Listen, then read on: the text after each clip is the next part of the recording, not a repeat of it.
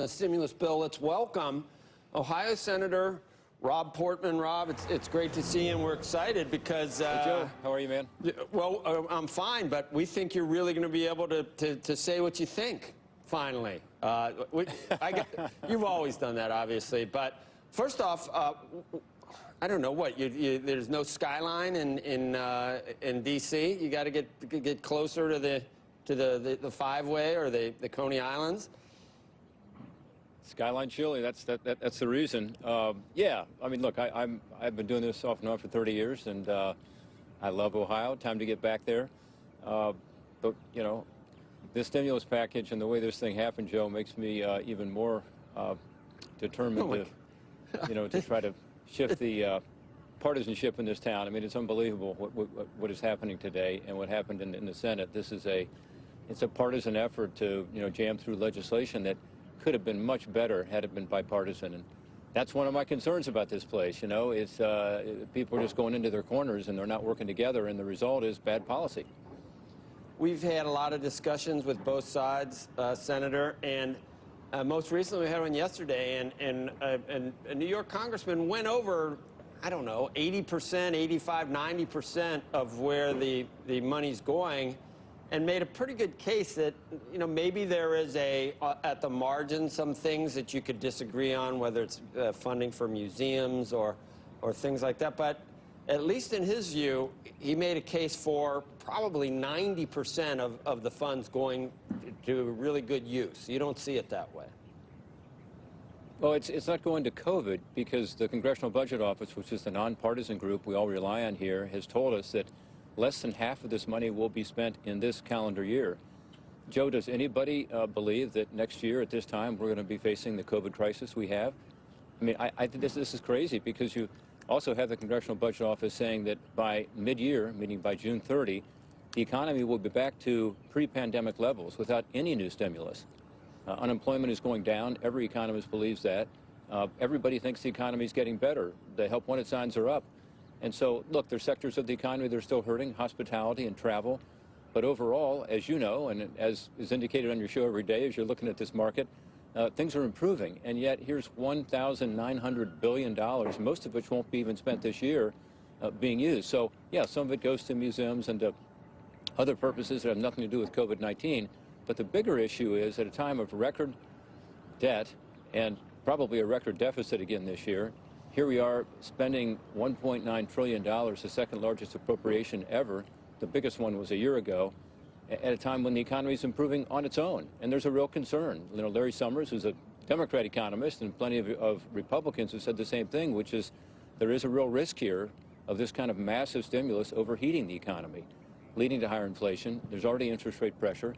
So, I mean, I just think it's sad, because we could have done, I think, something much more targeted and focused on COVID-19, working in a bipartisan way. We had a group of us willing to do that. As you know, we met with the president. We offered a plan, $750 billion, which is a lot of money, but it focused on everything that has to do with COVID and got the job done. So anyway, I'm disappointed, and I think it's going to be making it more difficult to do good bipartisan work going forward.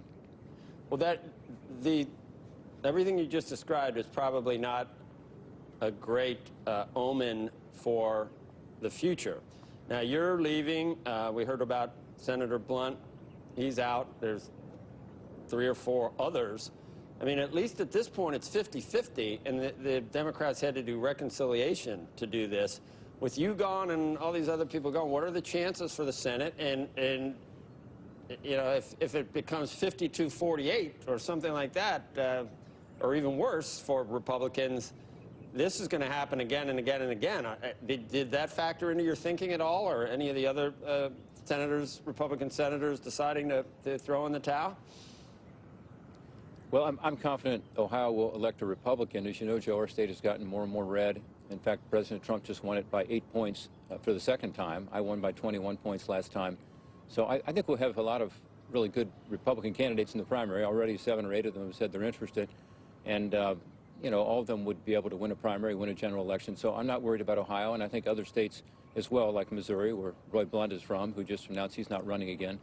So I think we can not just hold our numbers, but expand our numbers and get the majority back.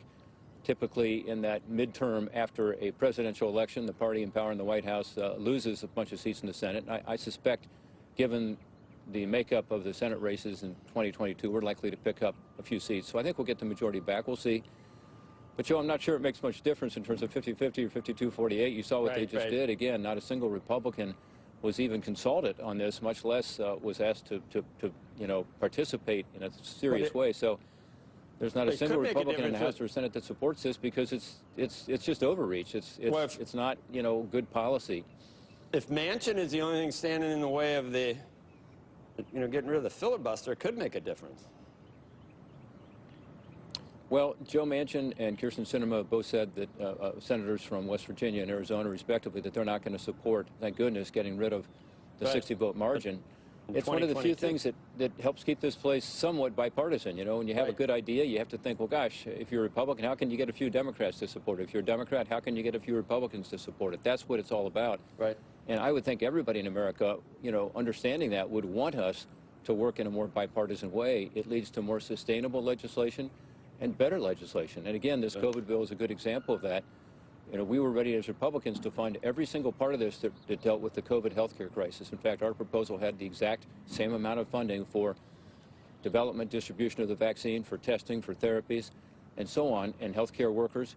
The difference is the Democrats put a bunch of stuff in here that does not relate to COVID, and most of it, again, won't be spent until next year and until 2028, according to the Congressional Budget Office. That's not about COVID. It's about a larger agenda. We can have that debate, but not in the context of a COVID bill. By the way, five times in the last year, we have passed bipartisan COVID relief bills. So this is a topic, COVID relief, that has been totally, I would even say, nonpartisan. These bills have passed with over 90 votes. We've always been able to work together with the administration to do that, and we could have and should have done it again.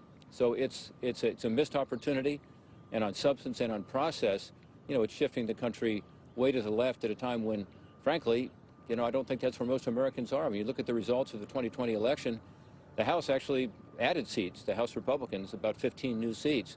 The Senate did better than expected, and until Georgia actually would have held the majority.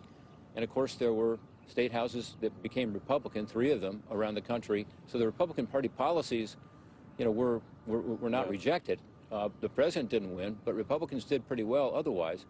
And now here we are in a situation where the country is lurching to the left, both in process and in substance. I think it's a mistake, and I hope going forward we can correct that mistake. All right, Senator, we will miss you. I didn't mean to leave out a Gold Star chili. Have you ever had Price Hill chili? You're from the east side of town, aren't you? Yes, heck yes. You've had it? No, I've gone to Price Hill. Yeah, there are about 15 great chili parlors that are independent still. And, but you're from the east side, that's one of the classics. Oh, you can tell. You're from Hyde Park. I can tell. Skyline's in our neighborhood. Yeah, exactly. I can tell you. I don't want to leave out Montgomery Inn or Grader's or Buskin Bakery or any of those things, because at any given time, any of them could send me something. Anyway, got to say Macy's if you're going Grader's, too. All right. Take care, Joe. We'll miss you. Bye, guys. We'll miss you. But thanks. We'll see you again. Yeah, I'll still be around. We got some time. But I was disappointed. Absolutely. Anyway, next couple of years. Okay. Back. Thanks, Joe.